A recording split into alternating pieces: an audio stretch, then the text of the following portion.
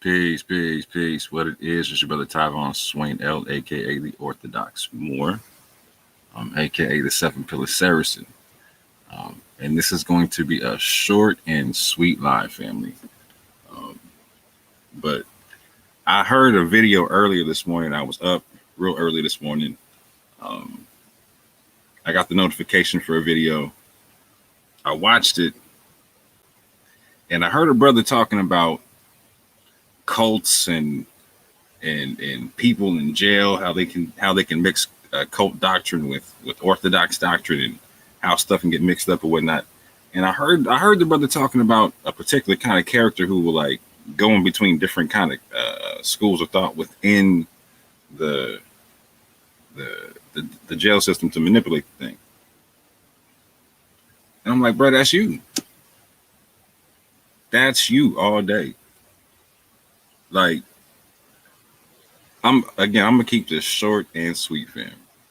You don't get to be a Trinitarian going to a oneness church and your inner circle looks like an atheist, a Catholic, a Calvinist, a former Israelite, and a bunch of plantation apologists that are too afraid to leave their own platforms and their own echo chambers to go prove their points, and then pretend that you're some beacon of orthodoxy. Now, to be clear, I don't got problems with Christians, Catholics, atheists, Muslims, Jews, Buddhists, whatever. I don't care what you believe. I got all the above in my family. I don't trip on none of that, right? But at the same point in time, I've got interesting beliefs myself. I rock with the Bible and the Quran. Not a lot of people do that.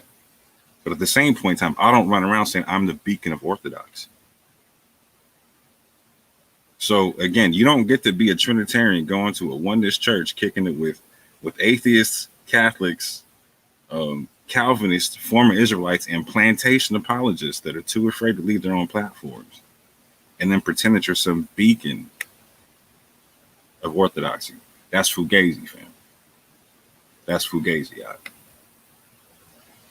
And for real, like, let's just keep it 100, fam. All these shots getting bucked back and forth. Let's just call a spade a spade. That's what my pop would say. He would say, "Don't take the wood nickel, don't take the Fugazi, and call a spade a spade." So I'm gonna just call for what it is. From what I've seen, my G, you lost credibility with the black church.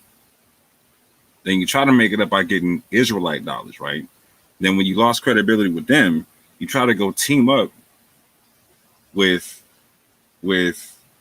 African atheists, an African atheist that tries to divide Africa like it's the Berlin Conference or something, right? You team up with my G, and I'm not even talking about a boo at this juncture, right? I'll touch a boo in a second, right? At this juncture, you team up with an African atheist to go at people who believe in the book, whether either you know you're doing it or you don't know you're doing it, either or you're doing it, but you're pushing a narrative to where the end result is our people were illiterate when we came over here, talking about the pews. No matter how you slice it, and bringing a boo back into it, okay, either you got Garfield or a boo, fam, talking about the pews, right? They both have the same concept. There's no writing on the pews. There is no writing on the pews. Now, I'm not saying the boo is saying this, right? But here. I'm not saying Garfield's directly saying this, but here is the underlying context of that. Okay, then our people were illiterate when they came over here. So you're going to push that narrative just to go at people because you disagree with them? And it's not just a doctrinal thing, obviously, because you got no issue teaming up with the atheists to do such. You got no issue being a Trinitarian going to a oneness church. You're that same dude you was talking about in your own analogy. In jail, going from different group to different group, trying to get what you can. Like, I spent 20 years going in out of prisons, visiting my brother and whatnot, right? I know what you're talking about, and I seen them same cats. And I know that rap when I hear it, fam. That's you, fam. That's you. Why are you acting so fugazi? But see, here's the really real, right? So why didn't you and the rest of the plantation apologists explain to Abu the cultural context of the pews and how the Underground Railroad can potentially tie into that? Go check out our 3-hour interview on the joint. You're going to bring me on your platform, but once you recognize that I was actually confirming language on the pews, nah, you can't have me on. You can't have me on. Yeah, real interesting. Real interesting. And I'm a dude who even called out. So let me touch on this real quick. No, I'm gonna run through this and then I'll touch on that. So why did it take an Israelite, a couple of Israelites, to school Abu on the whole context and cultural context of the Underground Railroad and how they could potentially apply to the pews and whatnot? Why didn't you and the rest of the plantation apologists educate Garfield on the East African slave trade and how it related to the transatlantic slave trade? That we had over 500,000 people coming from East Africa, etc., into the transatlantic slave trade. When he's bucking shots at the Limba, etc. And we got Limba people, shout out to Cohen Hamadishe, talking about, no, he believes that there were Limba on the slave trade. Whether you believe in the same doctrine or not, now we're talking about history and we're talking about people and we're talking about oral tradition. Cohen Hamadishe said, no, our people were on them boats. They were on them ships. All right. Then we find out, oh, wow, it's very plausible. Why aren't you correcting the storyline on that? Why aren't you saying that whether no matter what you believe, no, that happened? Where were you and the rest of the plantation apologists in terms of correcting Garfield when he's trying to stipulate, oh, you can only be EM2 in West Africa, you can only be this, that, and third, and it takes a couple of Israelites to break down African genetics to him, like, nah, fam, there's people in West Africa who aren't just this one haplogroup. I myself being one of them. I'm not EM2. I'm EM132. Like a bunch of other people in West Africa. There's a bunch of tribes that got that. Along with a bunch of other haplogroups. But where were y'all with that? My man's sitting there trying to divide East and West Africa, and y'all are nowhere to be found. Why is it taking Israelites to defend African people, history, and traditions? Why is it taking, one more time, family, why is it taking Israelite people to defend African people, traditions, and history? Now, real talk, does the Maury Brown, Dr. Katz situation need to get dealt with? 100%. And this is the cat who gave Maury Brown a public way out. I've talked to his cousin behind the scenes about the whole thing. Pastor Kelly's he heard me give him the way out. Does the situation need to get dealt with? 100%, but not by you. Not by you. Fam, one, you got no credibility. Two, who are you? This ain't your community. You're making it known this ain't your community. So what's up? Go deal with your community, whoever that is. They're saying they don't want to deal with you. You obviously don't want to deal with us.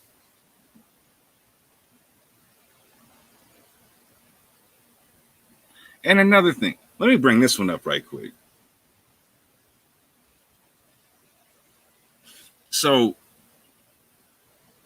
not only are you not correcting Abu or giving Abu information about the cultural context of the Underground Railroad, not only are you not correcting Garfield on his misunderstanding of how he's portraying the slave trade on us, right?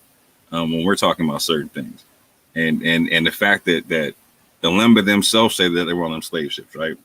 You're not correcting him on the genetics thing. That's us doing that, right?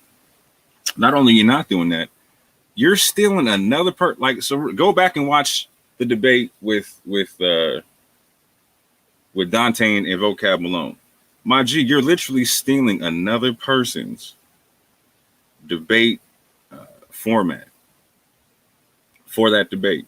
another person of African descent in this country. Sal Showtime from Debate Talk for You has had that platform for over a decade. Over a decade. A lot of the people that y'all talk about in the conscious community got their start on his platforms and whatnot. Matter of fact, I was just on there talking to Zion Lex the other day, right? On his hot seat. You can see that video up here on my channel. Not only were you not schooling the boot to the game, not only were you not, you know what I'm saying, schooling Garfield to the game, not only are you making Israelites the defenders of African traditions, people in history, where y'all ain't doing it, but you're also taking another brother's format for your platform. Fan. That's Fugazi. That's Fugazi. That's Fugazi. And again, there's things that do need to get dealt with in-house, but that's going to be an in-house thing. That's an in-house thing, fam. That's an in-house thing. You got people like me and Dante who both said stuff out in public in terms, not just us. There's been a lot of people, anonymous on, with my crew, but other people on that side as well have talked about, nah, if people have done stuff wrong, they need to fall on their swords. They need to publicly come out and correct that. That's real. And there'll be things done to push that narrative. But that, bro, they ain't got nothing to do with you. They ain't got nothing to do with you. And you're making it obvious that it's got nothing to do with you. Two separate communities. All right, cool. Let us be two ships passing in the night. But nah, you want to push this narrative like you're the beacon of orthodoxy and you're the beacon of righteousness. Fam, stop playing. Stop playing.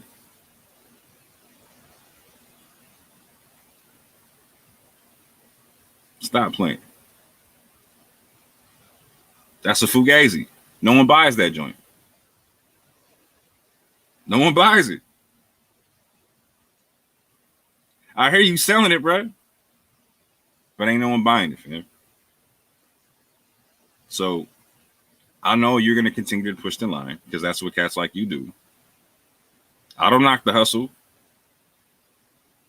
but I understand it's a hustle. I'm not taking the wood nickel. I understand it's Fugazi. But if you keep trying to spend the wood nickel in my community, bro, I got to deal with it, man. I got to deal with it. Because you're not the beacon of orthodoxy. And you're not the beacon of righteousness, man. At this juncture, you are the beacon of the Fugazi.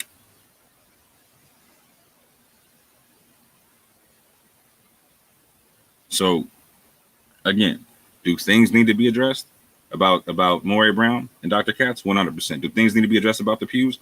On both sides, fam. Yeah, 100% on both sides. And there's cats like me and other people who are involved with the thing who actually can speak to both sides, because we've actually not been Fugazi with both sides. We've been keeping it fair and even with both sides.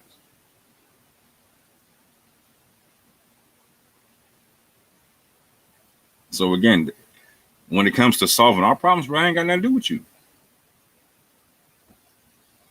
Just like the black church ain't got nothing to do with you at this point in time.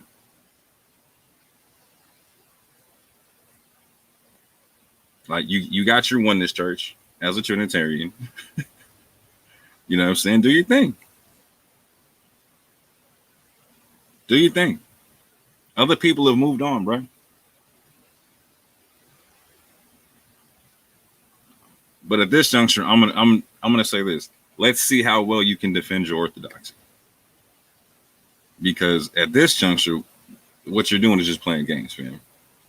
Because the people you're going at, the Israelite unit you're going at, they're literally like not too far off from being an Ethiopian Christian. Like an African atheist that divides Africa is cool.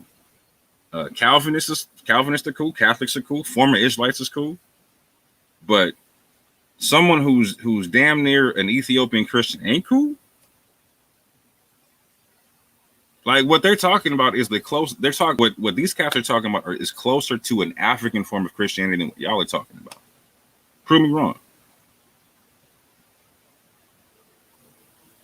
Because I promise you, I'm gonna prove y'all wrong on it, right? Because you're doing too much. You're doing too much. You're doing too much. So I'm gonna respectfully ask that you pick up all the Fugazi nickels, the wood nickels you got around in the community. You know what I'm saying? And just politely exit stage left, man.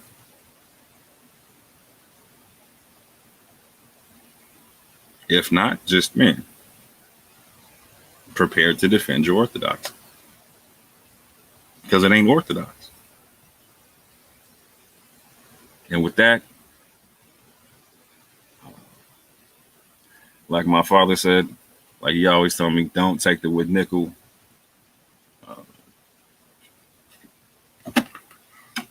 And I say peace and love, fam.